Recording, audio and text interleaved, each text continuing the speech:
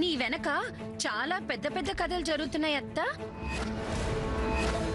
సూర్యకి కాబోయే భార్య అమెరికా నుంచి వచ్చింది. జయంతి వాళ్ళ ఫ్రెండ్ కూతుర్ని ఇక్కడికి పిలిపించుకుంది. ఆ పిల్లి ఇక్కడే ఉండి మన ఇంటిని మనల్ని గమనించి అప్పుడే పెళ్లి కొప్పుకుంటుందట. ఇలాంటి పద్ధతులు కనివిని ఎరుగుదమా అత్త?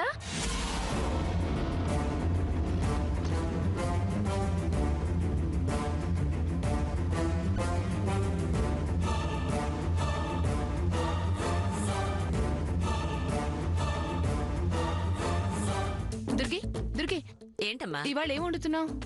పాలకూర పప్పు, వంకాయ వేపుడు, బెండకాయ పులుసమ్మా. ఆహా, ఇవన్నీ కాదు, స్పెషల్ గా ఏం చేస్తున్నావు అని. స్పెషలా? స్పెషల్ దేనికమ్మా? ఏంటి అలా అడుగుతావేంటి? చూసావు కదా, అమెరికా నుంచి నా కాబోయే కోడలొచ్చింది, తన కోసం అడుగుతున్నాను. తన కోసమా? అయితే సాంబార్ పెట్టి వడియాలు కూడా వేయిస్తానమ్మా. సాంబారు వడియాలు ఇవన్నీ కాదు వాళ్ళు తినేది. వాళ్ళేం తింటారంటే అది అదే బర్గరు, పిజ్జా. బార్బరు పిచ్చానా? పిజ్జా, బార్బరు పిజ్జా కాదు, బర్గరు పిజ్జా. ఏమోనమ్మా, అవి చేయడమే కాదు, పలకడం తినడం కూడా చేత కాదు. నువ్వేం చేస్తావో నాకు తెలియదు దుర్గి. టిఫిన్ టయానికి బర్గరు పిజ్జా ఆ అమ్మాయి ముందు టేబుల్ మీద ఉండాలి. ఇదిగో, ఇది నా ప్రెస్టీజ్ కి సంబంధించిన విషయం. అది కాదు. అర్థమైంది కదా? అయ్యో అమ్మా,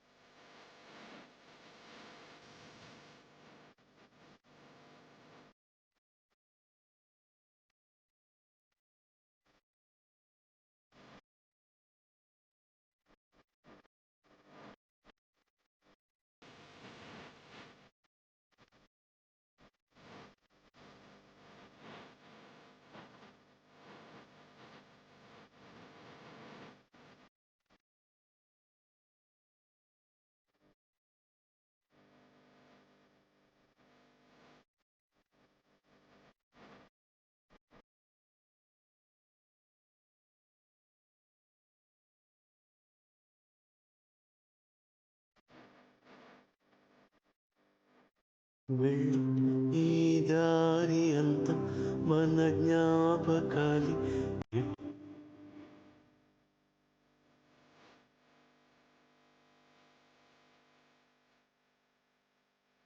ఏం చెయ్యి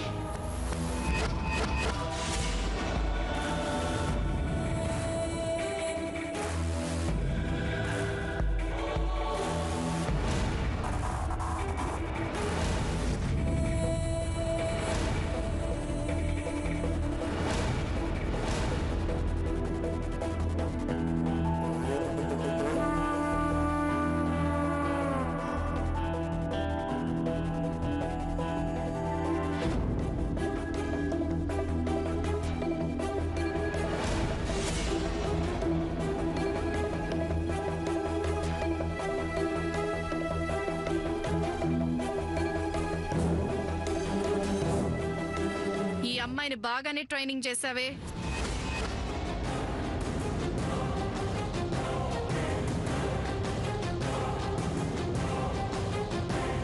నాగు, సూర్య, జయంతి,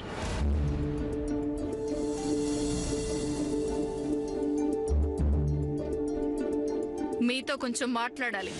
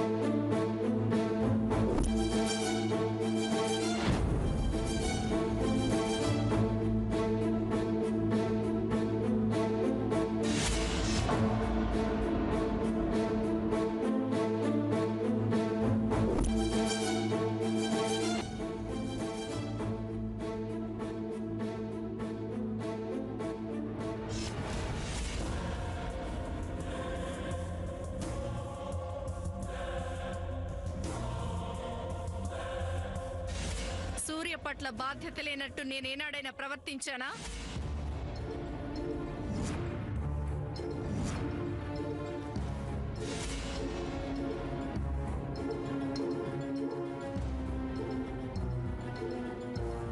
వాడి భవిష్యత్తు గురించి నాకేం పట్టదనే భావన మీకేమైనా కలిగించానా?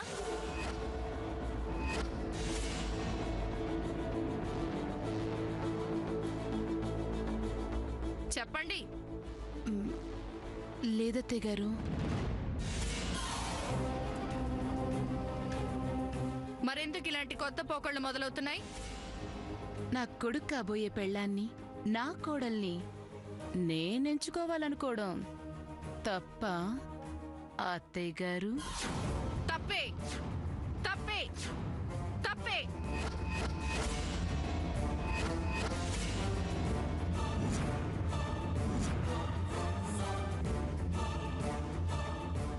సూర్య నీ కొడుకే, కానీ వాడు ఈ ఇంటికి, ఈ కుటుంబానికి వారసుడు కూడా.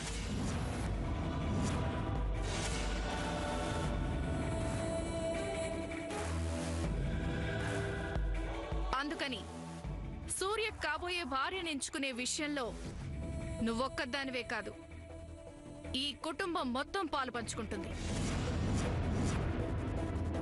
ఈ నిర్ణయంలో అందరి అభిప్రాయాలకి విలువ ఉంటుంది.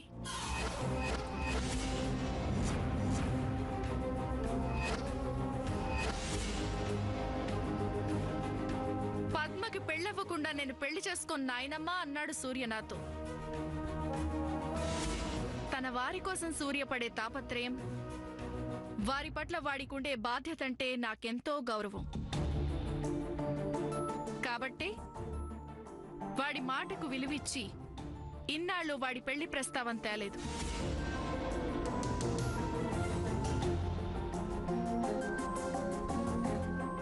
జయంతి, తప్పేంటి అని అడిగావుగా? సూర్య విషయం నాకేదీ పట్టదన్నట్టు నీకు నువ్వే నిర్ణయాలు తీసుకోవడం నీ మొదటి తప్పు.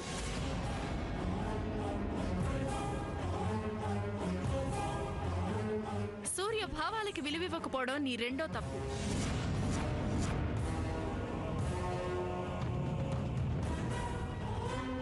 ఒక పెళ్లి కాని పిల్లని మన ఇంట్లో ఇలా పెట్టుకోవడం మూడో తప్పు.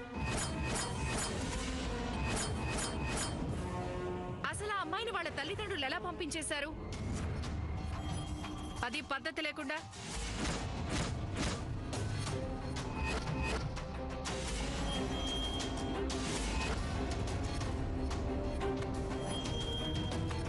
వాళ్ళేమి మళ్ళా పాత పద్ధతుల్ని పట్టుకొని వేలాడే రకం కాదత్తయ్య గారు, చాలా మోడ్రన్. ఆ అమ్మాయికి ముందు ఇల్లు నచ్చాలి, మనం నచ్చాలి. మనకెలాగో అమ్మాయి నచ్చాలి కదా, అందుకని శాంపిల్ వస్తువులాగా పంపించారా?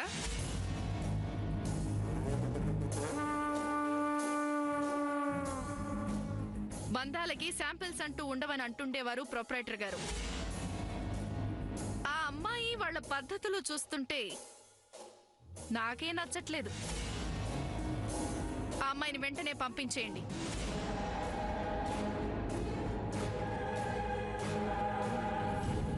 ఏమండి, మాట్లాడండి. ఇన్నాళ్ళు మౌనంగా ఉండమని ట్రైనింగ్ ఇచ్చి ఇప్పుడు ఉన్న పళాన మాట్లాడమంటే పాపం వాడు మాత్రం ఎక్కడ మాట్లాడగలడు?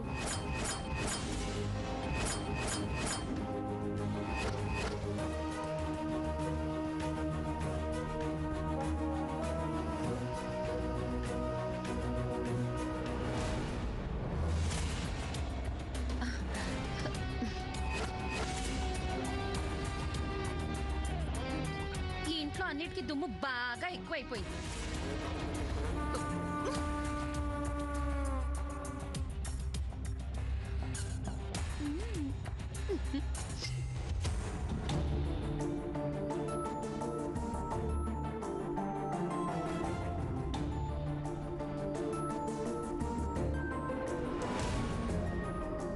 నాయనమ్మా, అది ముందు అమ్మాయిని పంపించే ఏర్పాట్లు చేయండి, మనం తర్వాత మాట్లాడుకుందాం.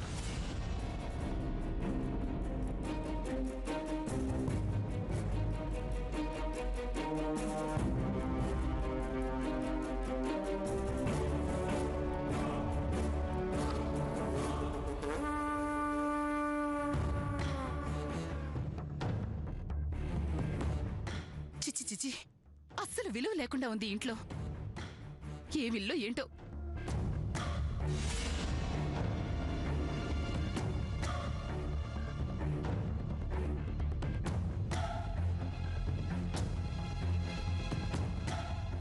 ఏంటి మావయ్య గారు నవ్వుతున్నారు? మీకు నవ్వులట్టుగా ఉందా? ఉంటుంది. అత్తయ్య గారిని ఇక్కడ వదిలేసి మీరు హ్యాపీగా వెళ్ళిపోయారుగా. ఉడుతూ వేగలేక చేస్తున్నాం ఇక్కడ.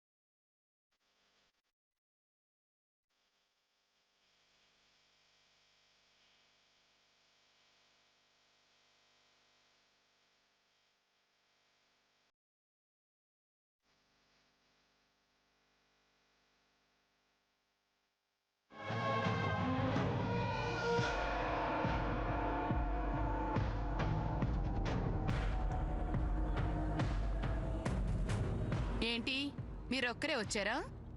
మీ పుత్రరత్నం వేడి? రమ్మని చెప్పానుగా. నువ్వు రమ్మని చెప్పకపోయినా వచ్చేవాణ్ణి, అడగాలనుకున్నవన్నీ అడిగేవాణ్ణి. అవునా? అయితే ఈ ఆలస్యం ఎందుకు? అడుగు. ఎప్పుడూ లేంది నాయనమ్మ ముందు ఓ ముద్దాయిలా నిలబడ్డాను ఇవాళ, అది నీ వల్ల. నాయనమ్మకి ఏమైనా తలనొప్పులు తక్కువ అయ్యాయనుకుంటున్నావా? కొత్తది సృష్టిస్తున్నావు. అసలు ఈ వయసులో కూడా నాయనమ్మ ఎన్ని బాధ్యతలు మోస్తుందో, ఎంత టెన్షన్ పడుతుందో తెలుసా నీకు? తెలీదు. అవేం తెలియవు నీకు. నువ్వు చేసిన ఈ పనికి నాయనమ్మ ఎంత బాధపడుతుందో తెలుసా? నాయనమ్మ నాయనమ్మ నాయనమ్మ ఎప్పుడు ఆవిడ గురించే నీకు. నాయనమ్మ ఇది, నాయనమ్మ అది. ఆవిడ ఇన్ని కష్టాలు పడిపోతుంది, ఆవిడ అన్ని బాధలు పడిపోతుంది. అంతా ఆవిడే, అన్ని ఆవిడే నీకు. నా గురించి, నీ కన్న తల్లి గురించి ఒక్కసారైనా ఆలోచించావా? మీ నాన్నగారిని పెళ్లి చేసుకుని ఈ ఇంట్లో అడుగు పెట్టిన క్షణం నుంచి నాకంటూ ఏ కోరిక తీరలేదు.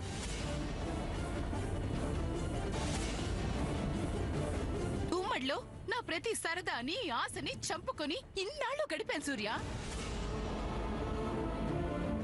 తినే తిండి, కట్టుకునే బట్ట, పెట్టుకునే నగ, మొగ్గోడి సంపాదన, దేంట్లోని స్వేచ్ఛ లేదు, దేని మీద అధికారం లేదు. కానీ నా కొడుకు జీవితం గురించి ఆలోచించే అధికారాన్ని మాత్రం నా నుంచి ఎవ్వరూ లాక్కోలేరు, నేను లాక్కోనివ్వను. అత్తగారుగా ఆవిడ కొడుకులకి తనకిష్టమైన కోడళ్ళని తెచ్చుకున్నప్పుడు నేను నా కొడుక్కి కాబోయే భార్యని నా ఇష్టాన్ని బట్టి తెచ్చుకుంటే తప్పేంటి?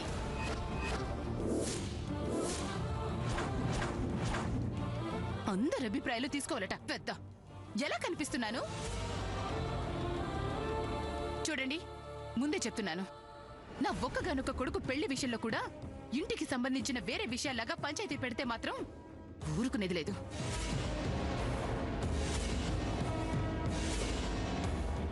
నా కోడలు నాకిష్టమైన పిల్లే కావాలి.